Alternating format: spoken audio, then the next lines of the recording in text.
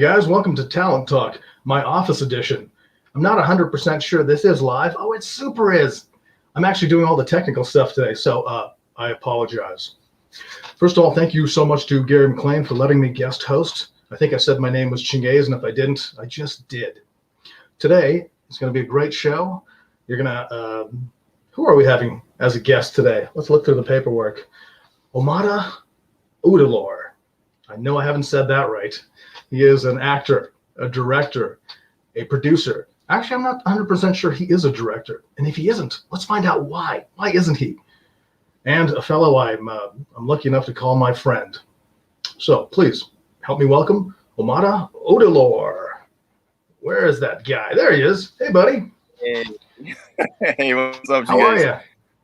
I'm good. It's not much. That felt like the worst intro / I think I hit the wrong buttons. I love it. We already have a comment. Someone saying hello. Hello back. Anyway, yeah, man. How you doing? Great job with the last name, though. You're pretty close this time. Pretty close. Udalor. Udalor. Udalor. Udalor. There you go. Je ne sais quoi on it, and I don't know. It's too French sounding. Okay, trust me. So this is me. No French. Yeah, no French in you. No, well, not at all. Early days, man. Right? Who knows? Now, the elephant in the room, by the way, is you're one of the only guests who has a picture of me behind you. What's up with that? I think I just try to remind myself of where I don't want to be, and that Chingaze said kind of thing, right? So it's motivational for me just to get away as much as possible from you, you know. So yeah, I get it, I man. look at that, I'm like, yep, I don't want to be on set with Chingaze no more. Well, you know what? I was doing the exact opposite. You started off a little late coming in, and I got scared, and I dug this out. There's a little dust on it. Sorry, guys. And I was just going to talk using your voice, which I think is still fine. I don't know anymore. Anyway, man, let's get to the hard-hitting questions, eh? This can't all be fun and games. What were you doing today? You said you were having meetings. Tell me about your meetings. Yeah. So today, well, I'm actually a recipient of the fellowship of the Producers Program from Reelworld, and collaboration with Bell Media, and it's a year-long program, kind of like taking us through the rudiments of producing for TV. Now, I started producing 3 years ago, officially. Okay. Pretty much just done shorts, right? So this is a whole new territory for me, understanding the rudiments of producing for TV. So we had a few meetings today, and we had a few sessions with some folks from the Banff World Media Fest as well. So just introductory sessions, getting to know how it's going to play out and stuff like that. So yeah, that was pretty much my day today. Oh, sweet. And then this is the cherry on top, right? Coming in and talking about Save the yourself. best for last. Save the best for last. While it's looking slick. That's your point. I can't answer that. I was meant to have my phone taken out of my office today. Okay. And I'm just the imaginary producers will just get rid of that. We'll cut that right out. They won't even see this out there in the world. No. You got it. Okay. Edit. So when you were talking about that program, you said specifically for TV. Is there one for, oh my Lord God. Is there one for best host ever? Is there one for movies? Is this about me or about you, man? No, I'm asking you. This is specifically for TV. Is there a program to teach people about producing films? And what the heck's the difference? I honestly don't know. This is the inaugural edition, so this is the first time they're actually having this, and it's specifically for BIPOC producers, because we're trying to fill the space, right? There's a need to actually tell BIPOC stories that are true and authentic, and so this is an opportunity to kind of like groom the next crop of BIPOC producers in Canada, and hopefully teams. Okay. So you're breaking up a little bit, But Oh, God. the Okay. way this interview is going, I think it's perfect. You know what I mean?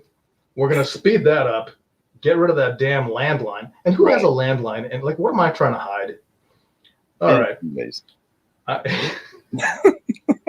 The only one I know who still has one. But okay. Well, I refuse to have cell phones forever and ever because of cancer of the brain. I'm not sure what it is. Maybe that's it. And also, I'd hurt my thumbs Googling myself. You can't do that on a landline. That's a tip for you kids. If you know any actors, slap the phones right out of their hands. Oh my God. Okay. So, hey man, so what you're wearing now, is it culturally? Does it have any significance? Because I know that lampshade does. I think it's Norwegian from the IKEA region of the South. Yeah. I don't know. No, is there anything going on with that? No, not really. There's no cultural significance per se. It's just from Nigeria. It's Nigerian, and I try to flaunt it when I can. That's all. Okay, so you don't think your face, accent, general swagger, maybe working in Nollywood films is not enough. You're like, look, kids, I've also got this shirt. There you go. Okay. Well, you're legit. I think that's the most important thing. If people didn't think you're legit, you are legit. All right, I'll take it. Oh, I'm putting this one up. Hey, here's a comment. Look at that. Old Stuart Bentley thinks we're handsome gentlemen. What's up? I don't know when he wrote that. Usually I have a producer doing all this stuff in the background for me. Right. And also I've got a wife who I'm not sure why I pointed at an empty space behind me. Because she has thoughts and ideas. But she would remind me to get the damn phone out of my office. I think this is going great. Listen, man. How and you look better and sharper too. So I think maybe one of your family members stopped using the internet. I think that's what's happened. You got stronger internet. Whereas I feel I'm going to fade out pretty soon. Whitewash. I had a long day too, man. Okay. So, where do I know you from, Omatta? Let's talk about that. History, is it? History. Isn't that film like the first thing you did out here, or am I totally? Actually, the first thing I did with, unfortunately, and some other exciting people.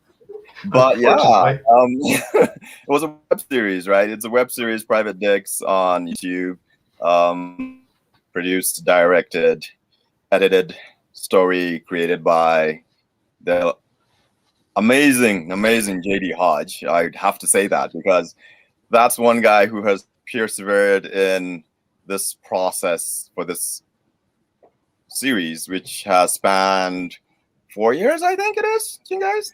I think it's 5, man. I think it's 5. Right. Yeah, I know because I had to color my hair to do some pickup shots. And if you went a little further, I could just play my uncle. I think that would be fun. Right. So was that actually the first thing you did out here? That was film. Yes. I had done some modeling stuff for Hero Images, so that was actually the first gig I did. But yeah, for screen, this was the first thing I did. Yeah. I'm pretty sure I've seen some of your quote unquote modeling, the Hero Image stuff. Can you remember any of the things where you've seen yourself? You remember anything? I haven't really seen myself. I've had people who've seen me and stuff. At the time, my younger brother was out in the UK, and he sent me stuff from Tesco, some Tesco flyers, and yeah, there I was on the flyers, and I was like, okay, I don't think I got paid enough for this, but all right. They used a couple photos of me for an RBC thing for a small business loan, and it wasn't one photo; it was a couple. Being a mechanic, if you can imagine these hands that have never worked an honest day in their lives holding a wrench, I'm like, is this right, guys? And they used a few photos. I assume they were paid $3,000, maybe per photo for that. But I was paid $150. That's about right.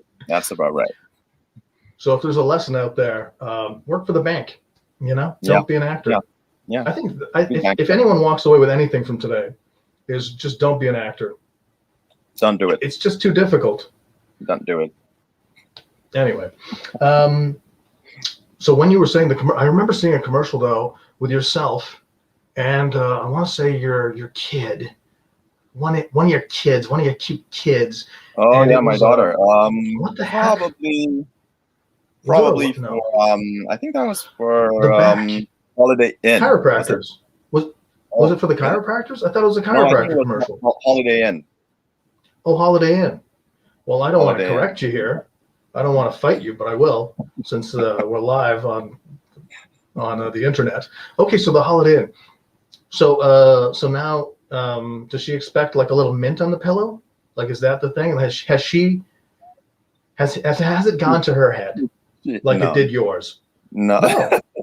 No. She's like, where's the turn down service at this house? No, The turn not down at service all. is awful. Not at all. I think she's taking it very well. She's taking it in strides, and I love her for it because it doesn't get to her head, and she's always excited to do more. So that's fun. Well, legally you have to. Okay. So what about your son? You got him in anything? I got him Other than in the world. You brought him into the planet.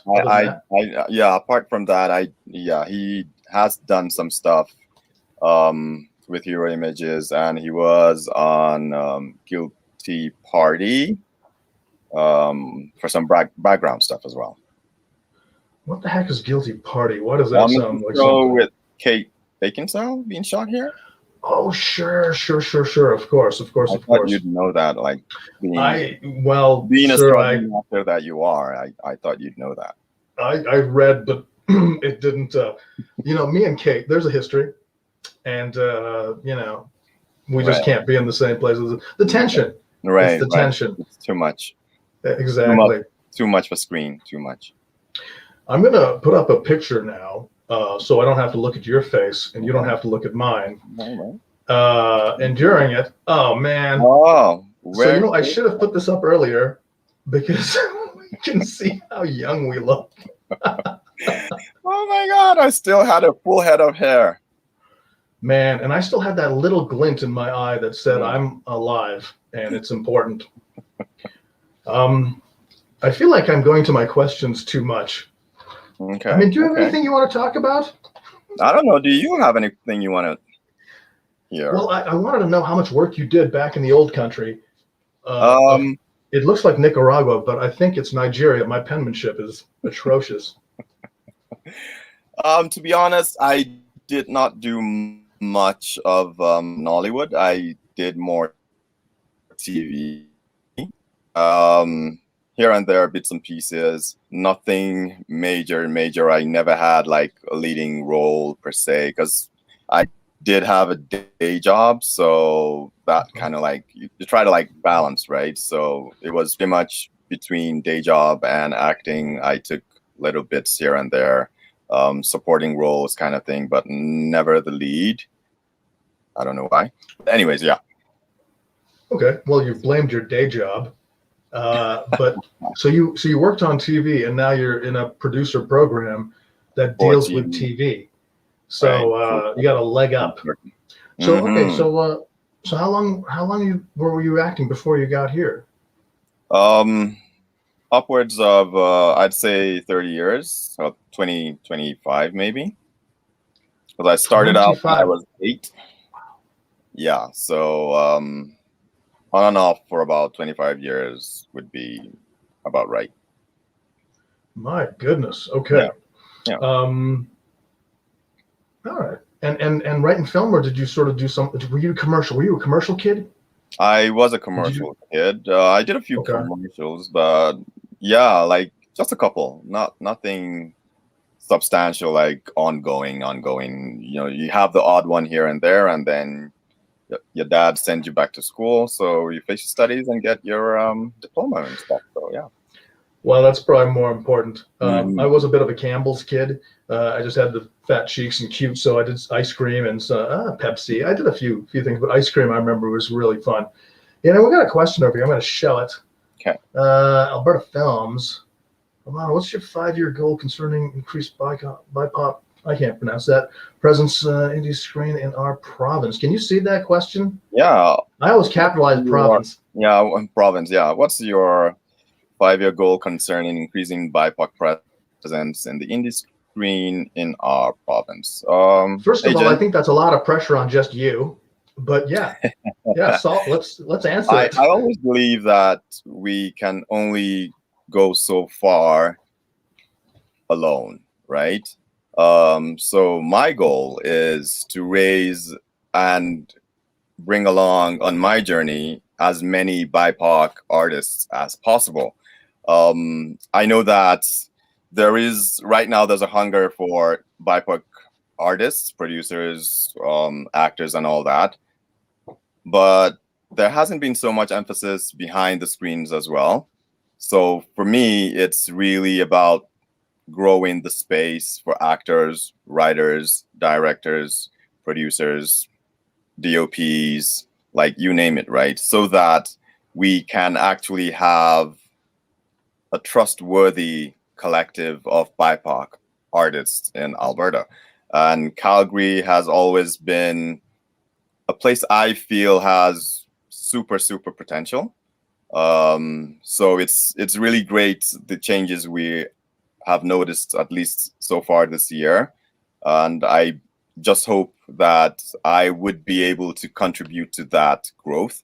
Hopefully through this program, I'd be better positioned to kind of like grow that team, if you will, of BIPOC artists that we just keep collaborating and producing content and growing together. And that's my 5-year goal.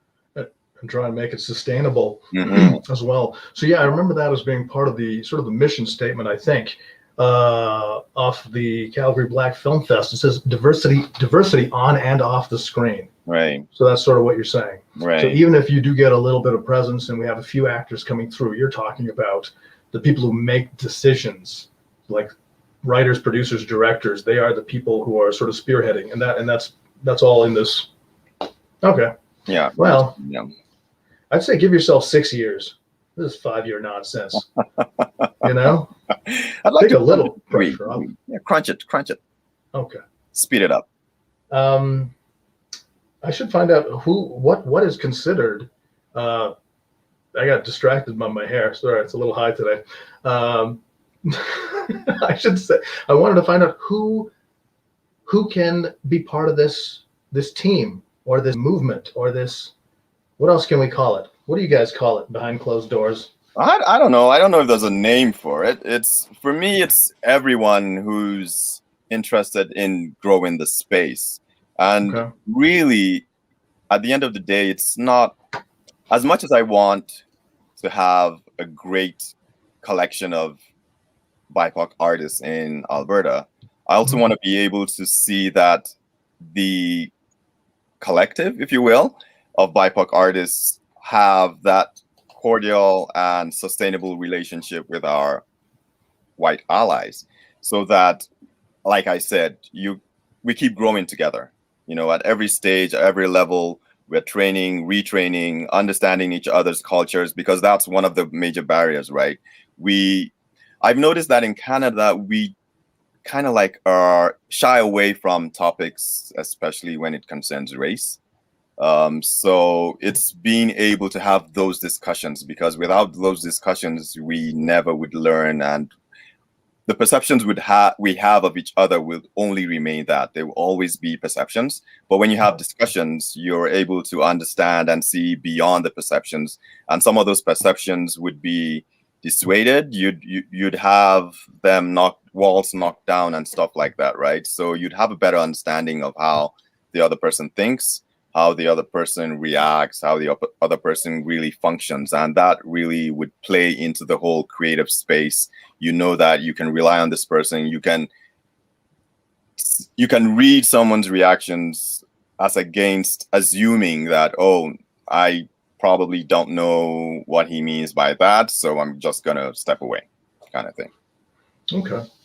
So if the Cole's notes of that is, if you see someone of a different race other than whatever race you are, Right. and you want to know about them, just go up and start asking them questions. Just ask. Just ask until they're like, look, man, I don't know that much about my culture. I'm from Saskatchewan. My parents are from wherever. And then just keep asking them about Saskatchewan until they eventually leave. And then you get the job. Probably. Okay. I'm 25% white. Can I still join? 25? You gotta be 24. Sorry. Man. Hair. This is tough. It's going to take you a full 6 years. I can tell you that much. Okay.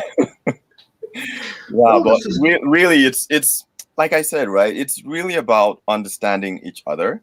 BIPOC or not, we, especially in Alberta, right? We have a duty, I feel, to really like grow the space. No one's gonna grow it for us, right? So it's the job's on us to actually take the lead and push Alberta as far and fast as we can. Sure. Well. Hey, look at that. Hey, Ryan. Well, Rylan is saying hi. He's not. That's not a question. Hi. But we do have another question, so I'm going to show it. Why are these so long, Jim? Why are your questions so long? Considering that there is a positive outlook for better representation of visual diversity on screen, do you feel there is also hope for more diversity in the way people sound? I believe so. Now we know why that's important to Jin. Okay.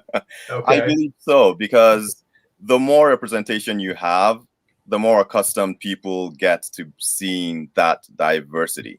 And as long as there are different people speaking differently, especially when their narrative is controlled by people of color, we're able to tell the stories the way we want to tell it, right? Stories for me must be globally relatable. So as long as your story is relatable and you're speaking differently with an accent or whatever, right? Once people can connect with that, it becomes acceptable, because the media is such a powerful tool in passing across messages and brainwashing the world. So once you put out something and it's over time, everyone gets accustomed to it, right? It's a tool for change, really. And as long as we're able to tell our stories the way we want to tell it, yeah, it will happen for sure. Interesting. I think for that particular question, the person who said that question, he was probably tired of playing bad guys, because he's got a classic perfect bad guy voice / accent. When you're talking about people of color being able to control their own stories, and you're talking about people behind the camera, people who are actually making the things, not just coming out and having a little part and whatever. Although that's great, it's still a great thing. Oh, yeah.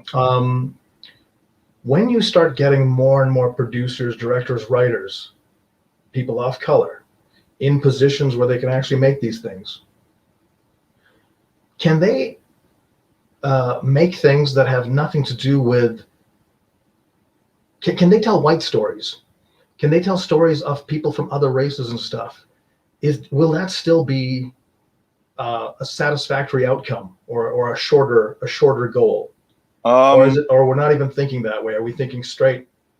No, I think it's actually a different angle, but it is a possibility. The way we all experience things, like right now, all the diverse stories are owned and controlled and told by the white majority, and it's told from their perspective. So I don't see anything wrong in telling stories from a Black perspective of how we perceive or feel those situations and stories play out from our point of view. So it would be definitely a different take, but there are white stories being told by Black and people of color producers and storytellers, especially when it comes to short narratives, right? Lots of short. Because I was just sort of thinking about that. You think about a film like Green Book, which I can't remember if it won an Academy Award. It was certainly up for that. And you're like, well, hey, great, that's important. I'm glad that's important. But it's made by one of the Farley brothers. you know, like Me, Myself, and Irene, or like Right. Dumb and Dumber, like Right. that's the guy who's telling the story. And you're like, okay. But if that is okay, and obviously it is, because again, up for Academy Awards and all that nonsense, Right. why can't we have people of color who are telling other stories? Because it's just the story. It's not the fact that, you know what I mean? I don't know. There's something there. At the same time, you have to, depending on what kind of story you want to tell, right? You have to try to be as authentic as possible, right? It's an imitation of life. So there are many bits and pieces that play into the creation process, right? So you could have, in the writing room, you'd have a few white guys part of the team, so that your story has some relatability and authenticity to it. So Yeah, that makes sense. Yeah. And also, if there's ever cutbacks and someone has to be fired, all right. Hey, can people volunteer at this, or what's the deal? What's happening? Volunteer where? Yeah, like what are you guys making at the end of the year, right? It's a year program. Right. What are you guys going to have at the end of the year? You're going to have, first of all, how many people are involved in the program who will come out at the end and know what it is to produce TV? Right. How many people will come out of the program? Okay, we're at 12 participants, 4 from Toronto, 2 from Montreal, 2 from BC, 1 from Nova Scotia, and myself out here in Alberta. And the goal is to, at the end of the program, the goal is to successfully have pitched some projects and hopefully get greenlit on a project or get a development deal kind of thing. And will this be part of the Banff World Media thing? Are you guys going to pitch it at that? We are going to pitch at Banff. That is the goal. We are going to pitch at Banff, but the pitching doesn't end at Banff. We're going to try and have some other pitches after Banff as well. Okay. And this is for TV series. So like TV series, documentaries and stuff. Yeah. Lifestyle shows. Yeah. Whatever's on TV. Okay. Sweet, man. Yeah. We'll break a leg when that happens. Thank you. When does that happen, by the way? When do you... It starts 14th of June and it runs to the end of July. It's like 6 weeks long. Okay, that's coming up pretty quick. Really quick. I was going to ask you about your production company, Handcuff Films. Right. Handcuff. Am I saying it right? No, you did not. Handcuff Entertainment. Inc. You know why? Because Gary's not here today. Right. To solve my stuff. Right. Okay? And that's why this show's been a train wreck. So anyway, where'd you come up with the name Handcuff? Forget the entertainment. That's self-explanatory. Yeah, it's a funny story. I back in Nigeria, right? You need permits and stuff to kind of like shoot your stuff where you want to shoot it in some particular kind of places, right? And back then it was pretty much all guerrilla style kind of shooting that we did. Productions hide behind some cars and take some public shots and all this kind of stuff. And a very good friend of mine at the time, still a very good friend of mine, but we were working together then. We were shooting and we got some cops come over and kind of like, what are you guys doing? You have permits and stuff, and kind of like hustled us a bit. And they're like, oh, you guys are going to go to jail. You don't have permits and stuff. And I'm like, oh, wow. Entertainment will get you handcuffed. Okay. And that's where it all came from. Like, oh, okay. So that's just a reminder of my humble beginnings. Nice. Now, did you guys talk your way out, or did you have to bribe your way out? Fortunately, we were able to talk our way out. Yeah, okay. It was hard, but yes, they wanted to bribe more than anything else. But we're fortunate enough. We made them laugh and just joked around and clowned around and like, all right, you guys just go. You guys are good. You could have named it. It could have been Bribe Films or something, man. It could have had a whole different name.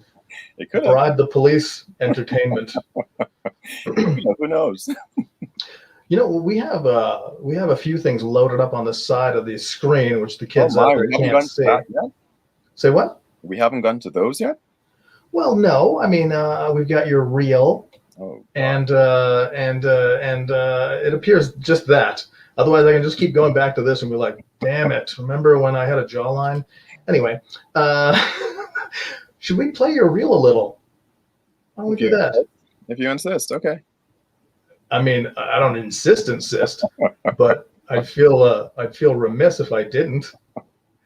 So we're probably going to be muted during this, or would you like to talk through it? I can unmute it. No, I'm good. Thank you. Yeah. Okay, here we go. Here's the reel. Go all Morgan.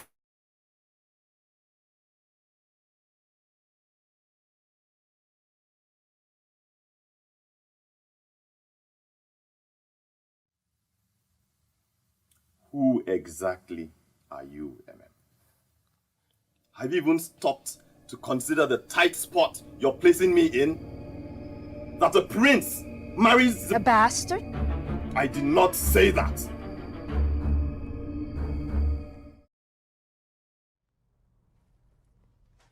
Hey everyone, it's finally time for the main event. Are you guys excited to see the clown? Okay then. Well, let's get things started. You are loved.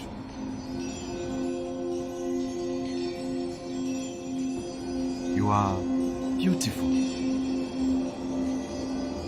You are pure.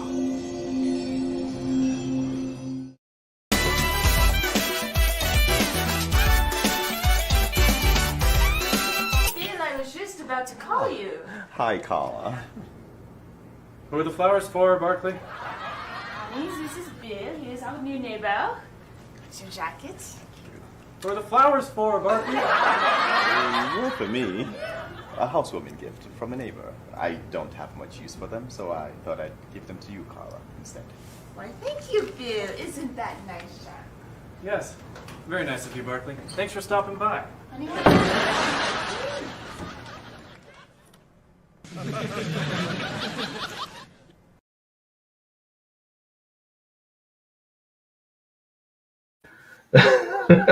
All right, nice.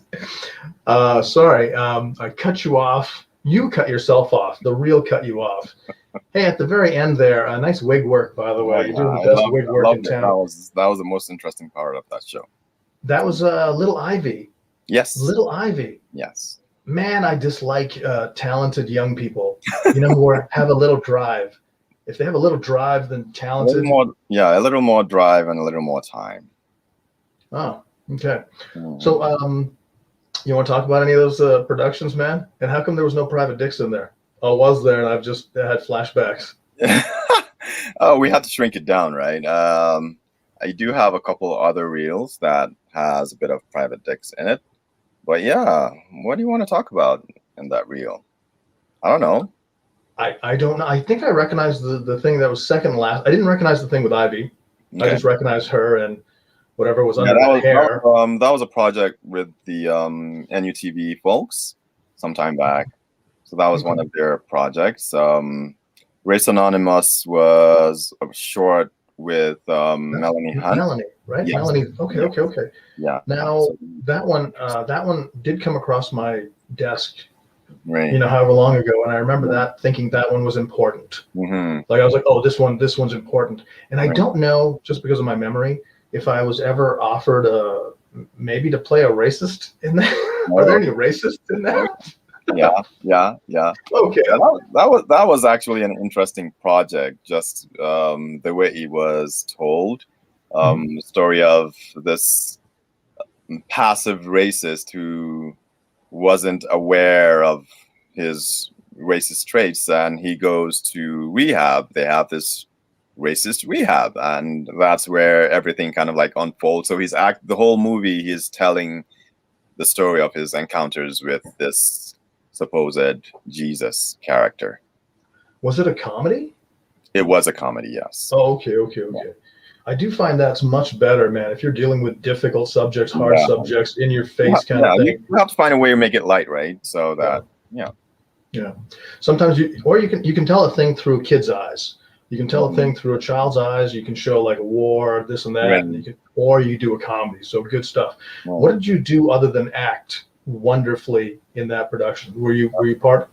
No, Yeah. I was not part of the crew. I was just an actor. I think that was actually the first time I worked with Mel. Okay. Yeah. Okay, very cool.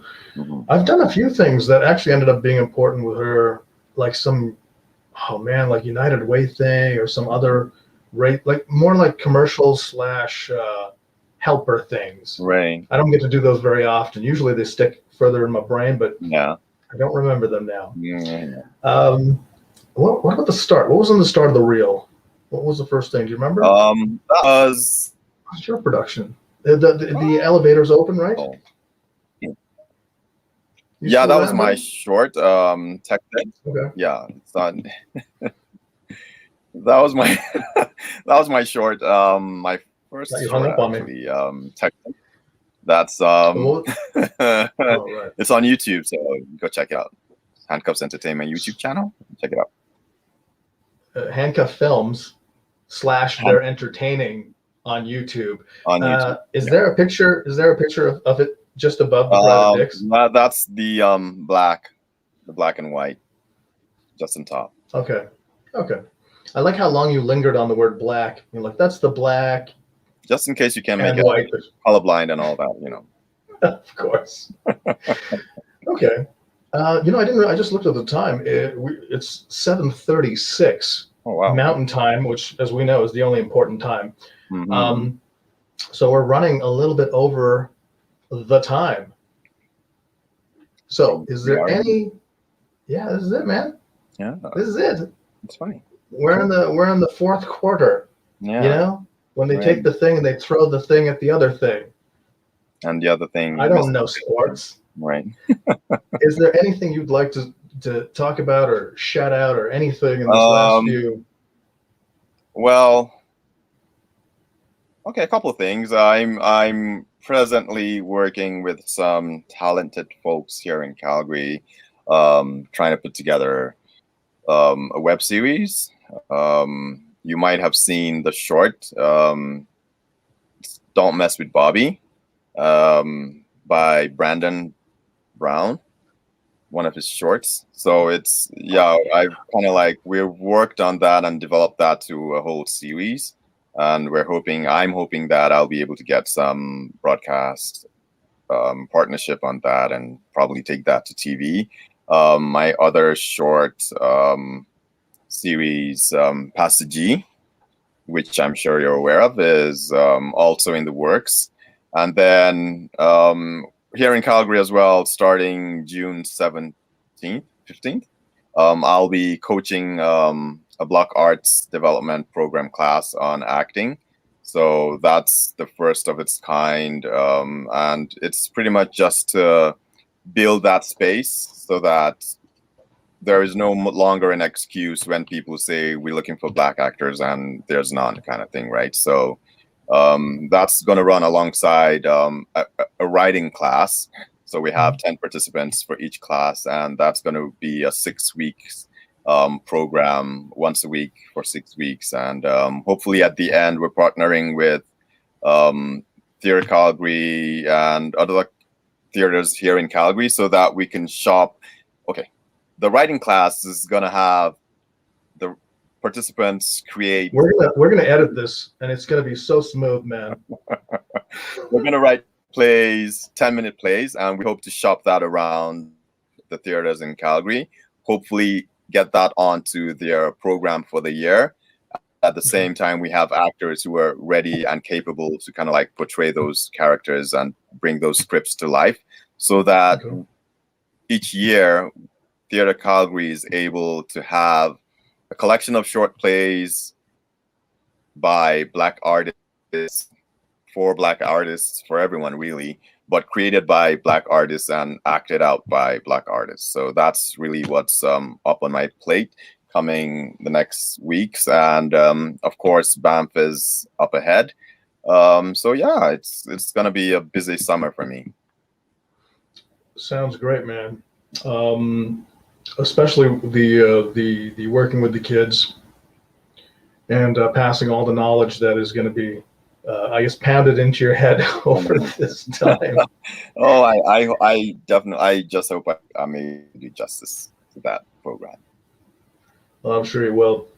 Listen, speaking of kids, where do the kids follow you? You do the Instagrams, the Instafaces, the...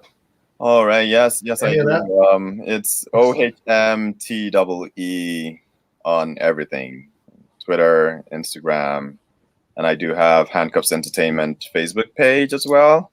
So yeah, you can follow me there. Okay. Sneak peek on what I'm doing, what I'm up to. Sweet. So if my producer was with us, they'd be writing across the bottom saying those things. But it's just OMATTA whatever. No, Instagram. it's OHMTEE. Oh, OHMTT. Yeah. Look, who are they going to believe? You or me? All right? I'm the guest host. Right. I suggest you fix all your platforms. Okay, look, man. We're gonna be ending this broadcast in a couple seconds, but I need you to stick around. Oh, look at that! Oh my God! Look at that! Because I could see your hands the whole time. Definitely wasn't you. Awesome. No, I literally typed in on this phone, "Help me,"